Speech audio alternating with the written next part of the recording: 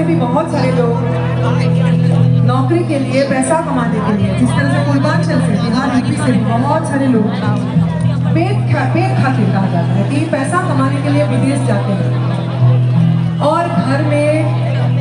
परिवार छूट जाता है, गांव छूट जाता है, अपना बेटी छूट जाता है। ऐसा एक परिवार की कहानी है जो नया नया शादी किया है, दूल्हा है, तो शादी बस अभी किया ही है, तो पत्नी बोल रही है आगे कि मेरे हाथ की मेहंदी अभी छूटी नहीं, तो हमको शादी करके लाए क्यों थे, अगर हमको छोड़ के जाना ही था आपको। तो नौटंकी पहले प्रथा होता था, तो उस शैली में ये गीत है।